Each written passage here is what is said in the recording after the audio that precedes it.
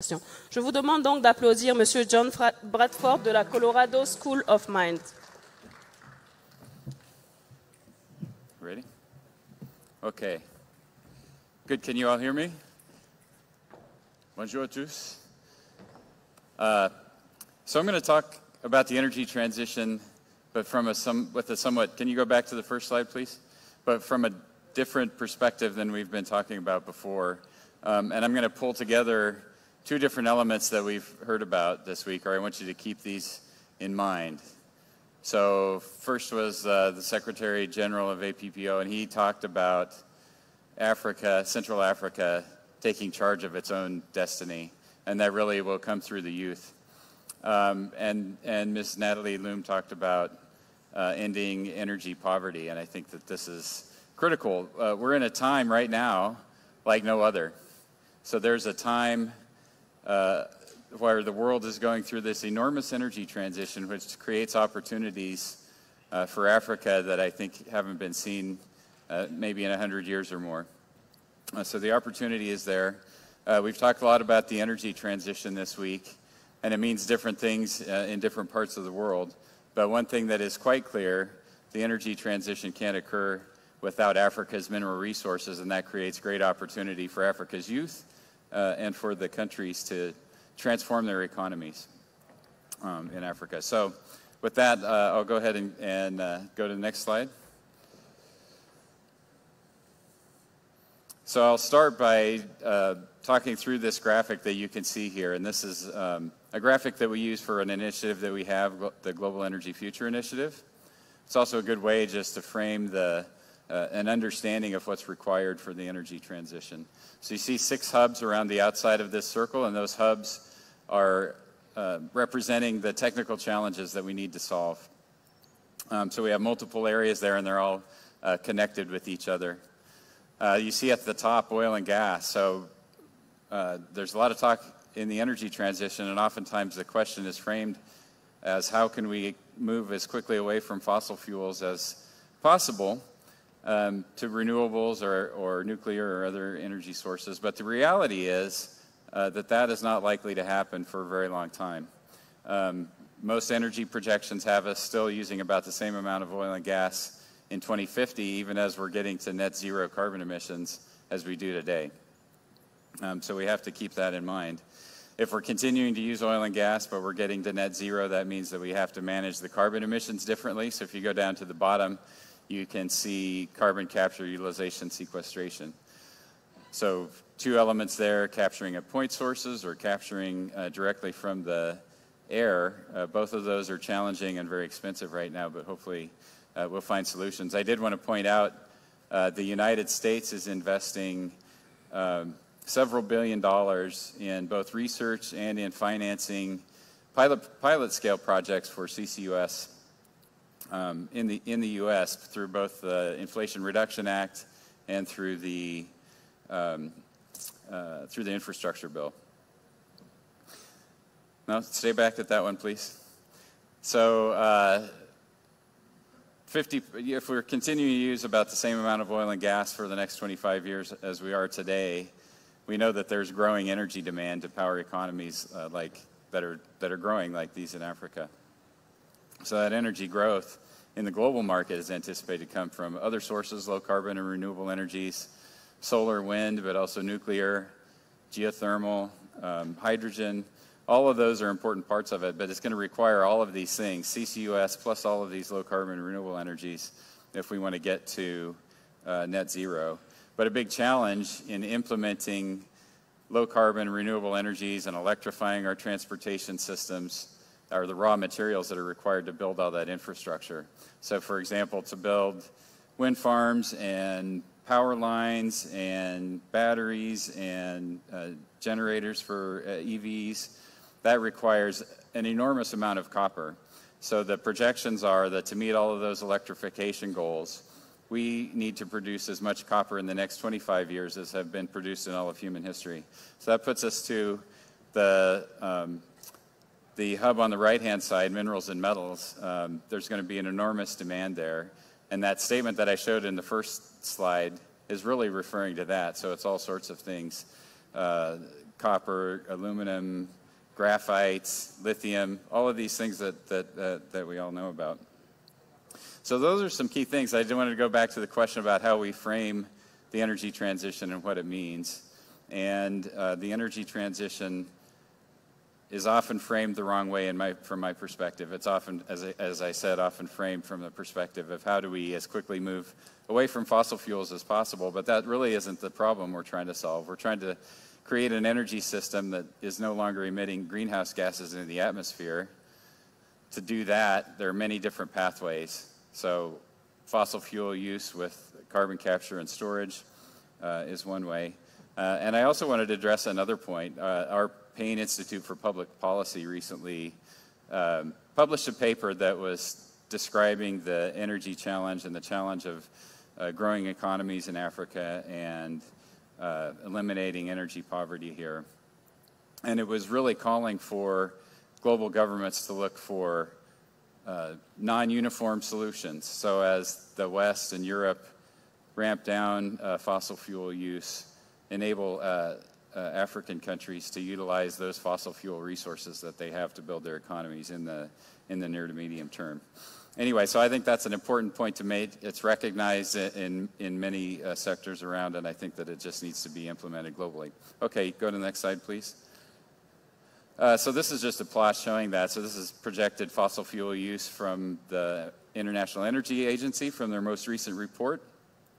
The line that you see, the brown line that you see going down, that's coal consumption. So they're expecting the coal consumption will decrease significantly over the next 25 years.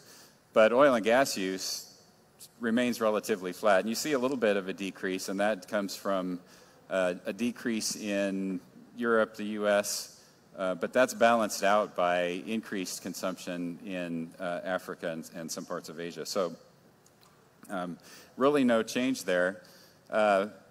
But you know, if the curve stays flat, if we're continuing to use the same amount of oil and gas and some of the historical reservoirs are being depleted and being drawn down, that means that we have to find new plays, new reservoirs. We have to exploit those resources. We have to develop and produce from those. So that requires a significant workforce to do that. That requires people with many skills, from technicians all the way to people with PhDs doing research. So an enormous workforce is required to do that and maintain even what we have now. So that's something that needs to be recognized. Next slide, please.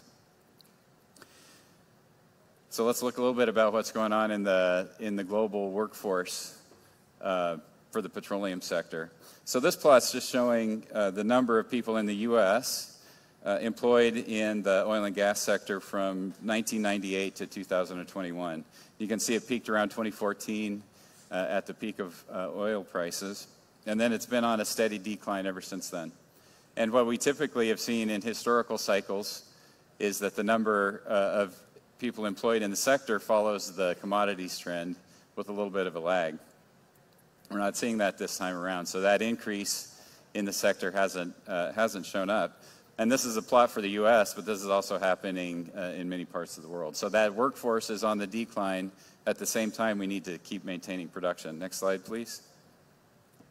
This is a plot showing something similar, but from my own university, Colorado School of Mines.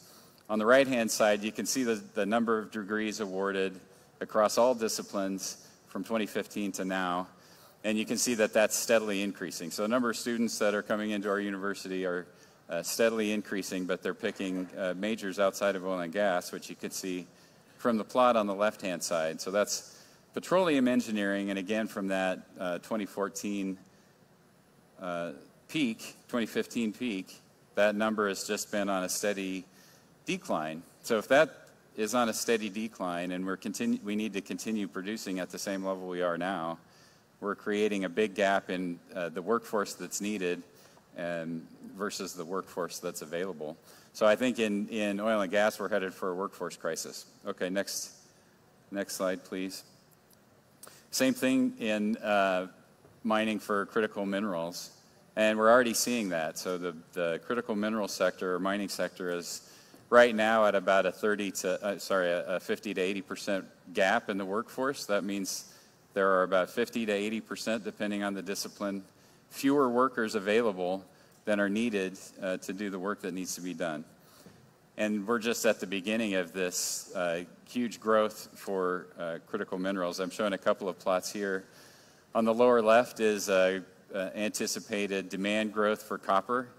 So you can see that that is growing by about a factor of 2 over the next 25 years. Increasing copper production by a factor of 2 is an enormous challenge. The resources that are easy to find have already been found. The new resources we need to find to meet this demand are going to be deeper and harder to extract. So we need new techniques to do that. So a lot of technological development is required. We can't do that without the people to make it happen. Up on the upper right, you can see a similar plot for nickel. Nickel demand will grow by a similar amount, and if we don't have the workforce and the skilled workforce to meet that demand, we're not going to make it. Next plot, please. So similarly, in the mining sector, this is the same kind of plot that I showed before. This is just for the U.S. You can see it peaked. People working in the mining sector peaked in about 2014, and ever since have been on the decline in the U.S. Next plot, please.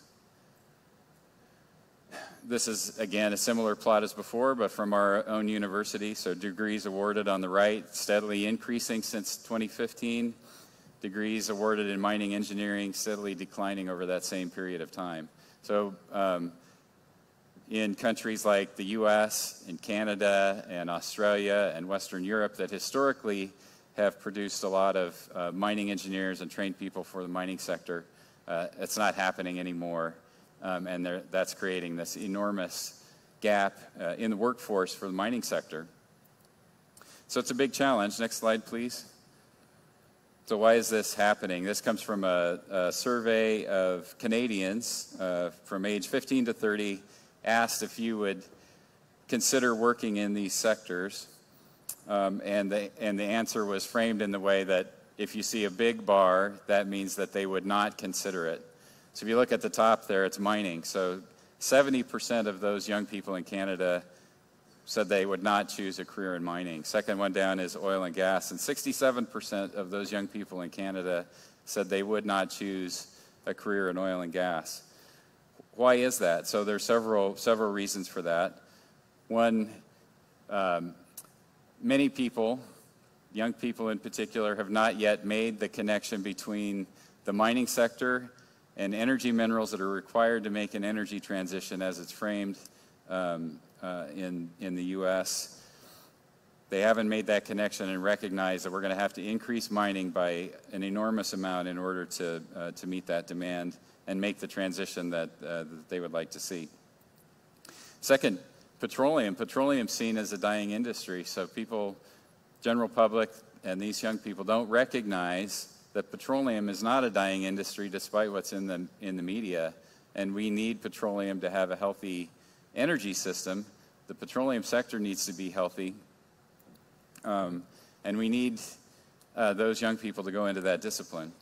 Both of these are seen as industries that harm the environment, and that's a negative that prevents people from choosing that as a career path. The other thing, students are really excited about going into computer science or data science or high-tech areas. That seems like a very exciting career. It's not recognized yet that you can do really exciting high-tech work in the mining and petroleum industries. Robotics, AI, quantum computing, all that stuff is needed for these industry jobs.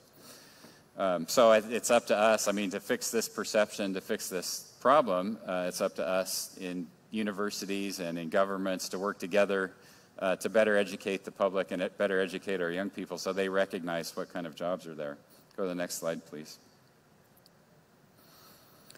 So let's talk about Africa a little bit. So this is just an analysis that came from the Mo Ibrahim Foundation, talking about this thing that I put on the first slide. Africa has about 30% of the world's mineral reserves.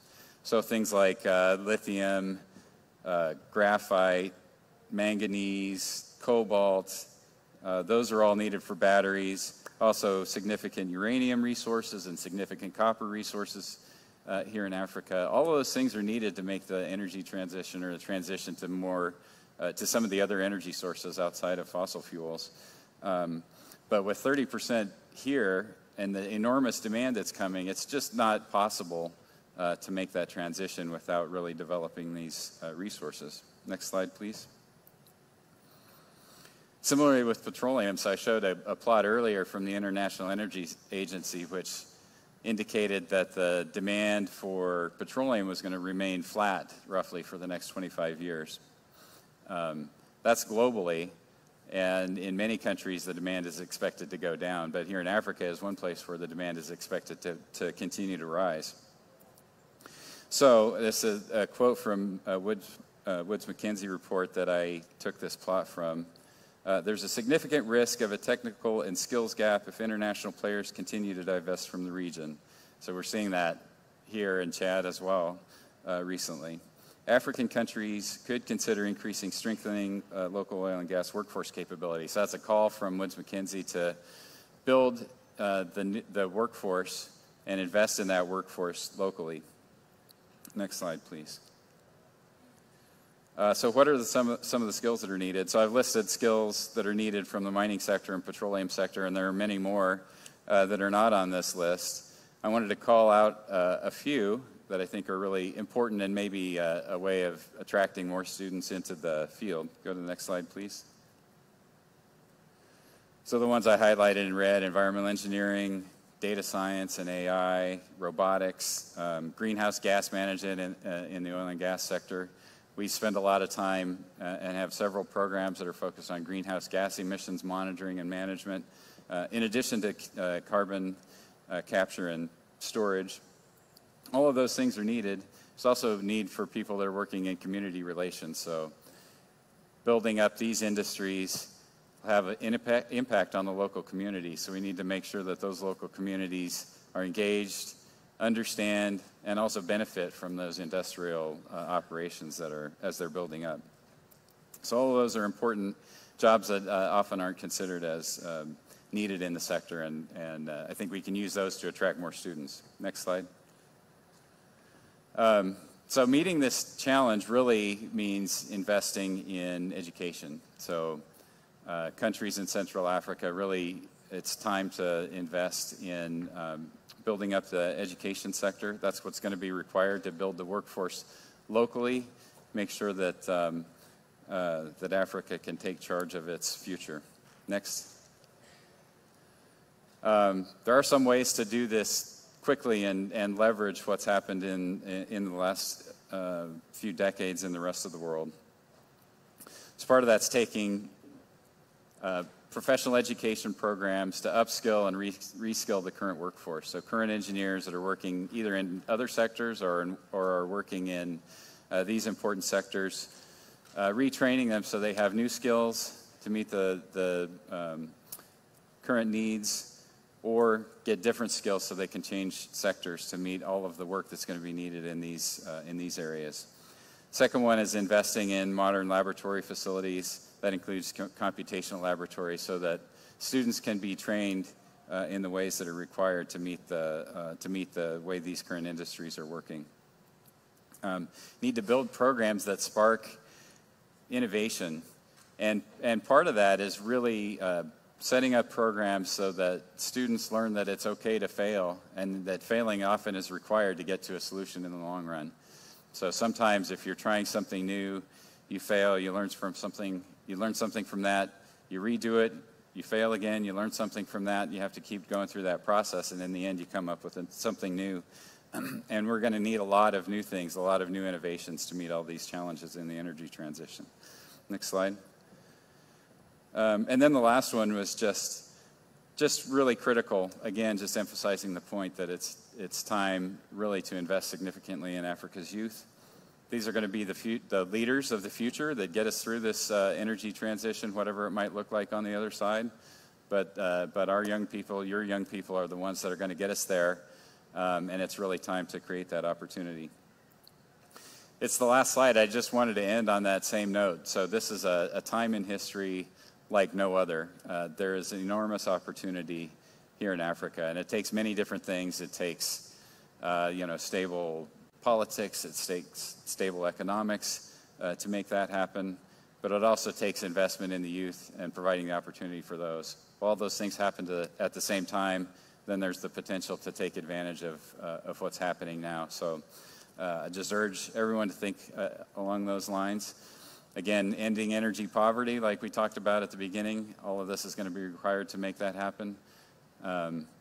Making sure that Africa can take its future into its own hands, I think all of this is going to be required to make that happen, but it's possible.